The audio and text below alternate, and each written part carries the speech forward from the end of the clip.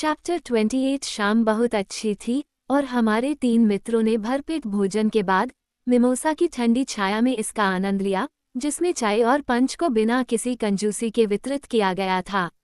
Kennedy ने उस छोटे से क्षेत्र में सभी दिशाओं में भ्रमण किया था।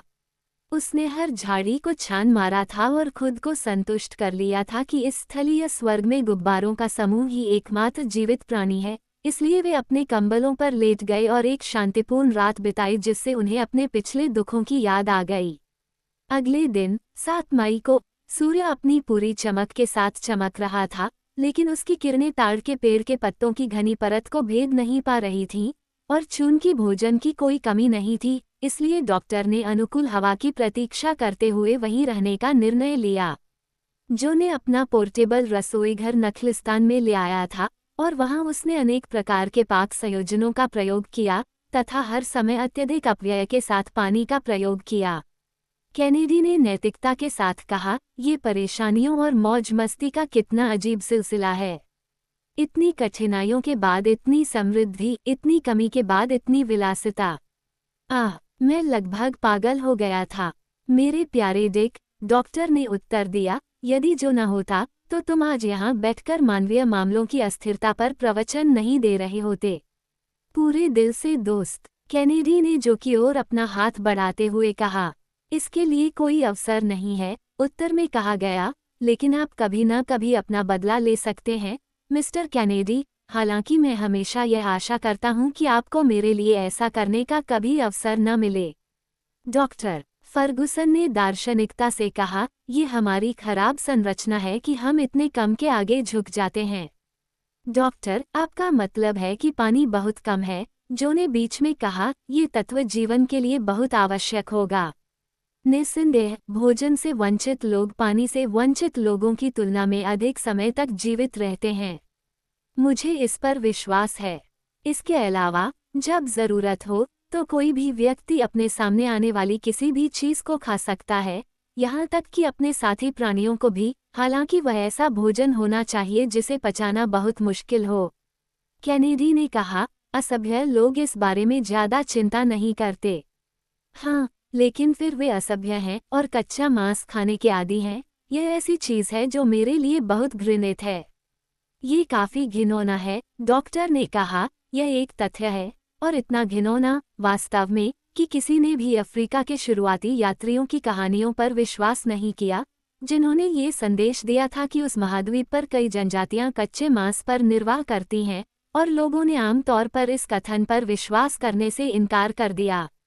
ऐसी परिस्थितियों में जेम्स ब्रूस के साथ एक बहुत ही अनोखी घटना घटी। हमें बताओ डॉक्टर, हमारे पास इसे सुनने के लिए पर्याप्त समय है, जो ने ठंडी हरी घास पर कामुकता से लेटते हुए कहा। बिल्कुल सही। जेम्स ब्रूस स्टर्लिंगशायर का एक स्कॉटिश निवासी था, जिसने 1768 और 1772 के बीच नील नदी के स्रोतों की खोज में टायना झील तक पूरे अबीसिनिया की यात्रा की। इसके बाद वह इंग्लैंड लौट आया, लेकिन उसने 1790 तक अपनी यात्राओं का विवरण प्रकाशित नहीं किया। उसके बयानों को बहुत ही अविश्वसनीय रूप से लिया गया था, और शायद हमारे बयानों को भी ऐसा ही माना जाए। अबीसिनिया के लोगों के तौर तरीके और रीति रिवाज अंग्रेजों से इतने अलग थे कि कोई भी उनके वर्णन पर विश्वास नहीं करेगा। अन्य विवरणों के अलावा ब्रूस ने ये दावा भी किया था कि पूर्वी अफ्रीका की जनजातियां कच्चा मांस खाती हैं, और इसने सभी को उसके खिलाफ कर दिया। वह चाहे जितना भी कहे, कोई भी वहां जाकर देखने वाला नहीं था। एक दिन एडिनबर्ग के एक बैठकखाने में एक स्कॉटिश सज्जन ने उनके सामने इस विषय को उठाया, क्योंकि यह रोजमर्रा की बातचीत का विषय बन गया था, और कच्चे मांस खाने के संदर्भ में कहा कि यह बात न तो संभव है और न ही सच है।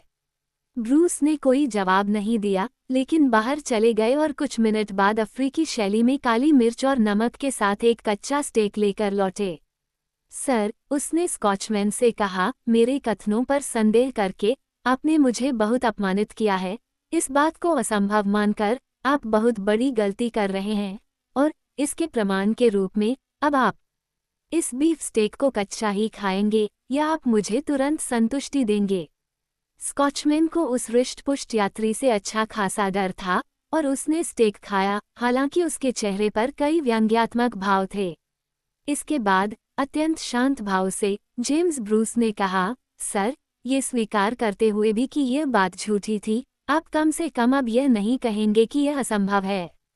ठीक है, जो ने कहा, और अगर स्कॉटिशमैन को ये बात भारी लगी तो उसे उससे ज्यादा कुछ नहीं मिला जिसका वह हकदार था। अगर इंग्लैंड लौटने पर वे हमारी यात्रा के बारे में हमारी कही गई बातों पर संदेह करने की हिम्मत करते हैं। अच्छा, जो, तुम क्या करोगे? क्यों, मैं संदेह करने वालों को गुब्बारे के टुकड़े निगलने पर मजबूर कर दूंगा, बिना नमक या काली मिर्च के। जो कि अजीबोगरीब बातों पर सभी जोर से हंस पड़े और इस तरह दिन सुखद बातचीत में बीत गया। वापस लौटी ताकत के साथ उम्मीद फिर से जाग उठी थी और उम्मीद के साथ ही कुछ करने और हिम्मत करने का साहस भी आया। भविष्य की मौजूदगी में अतीत को ईश्वरीय तेजी के साथ मिटा दिया गया। जो इस मनमोहक शरणस्थल में हमेशा के लिए रहना चाहता था, ये वह स्थान था जिसकी उसने अपने सपनों में कल्पना की थी। वह स्वयं को घर जैसा महसूस करता था, उसके स्वामी को उसे उसका सटीक स्थान बताना था, और उसने अत्यंत गंभीरता से अपनी पट्टियों पर 15 डिग्री 43 मिनट पूर्वी देशांतर और 8 डिग्री 32 मिनट उत्तरी अक्षांश लिख दिया था। कैनेडी को बस एक ही अफसोस था कि वह उस छोटे से जंगल में शिकार नहीं कर सकते थे, क्योंकि उनके अनुसार उस जंगल में खूंखार जंगली जानवरों की थोड़ी कमी थी।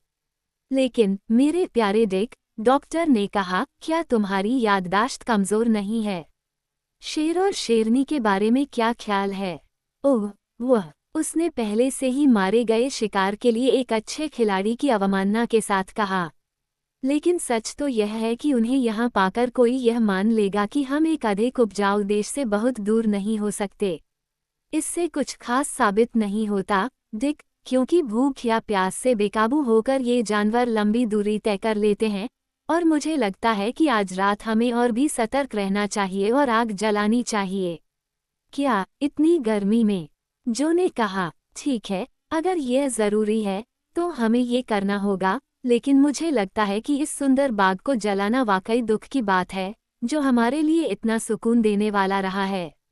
ओह, सबसे बढ़कर हमें इस बात का पूरा ध्यान रखना चाहिए कि इसे आग न लगे, डॉक्टर ने जवाब दिया, ताकि हमारे जैसे संकट में फंसे अन्य लोगों को किसी दिन रेगिस्तान के बीच में आश्रय मिल सके। मैं बहुत सावधान रहूंगा, सचमुच, डॉक्टर, लेकिन क्या आपको लगता है कि यह नखलिस्तान जाना पहचाना है?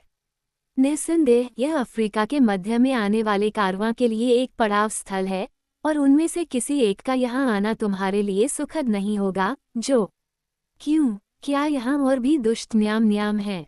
निश्चित रूप से, ये सभी पड़ोसी जनजातियों का सामान्य नाम है, और एक ही जलवायु के अंतर्गत एक ही जातियों के तौर तरीके और रीति रिवाज समान होने की संभावना है।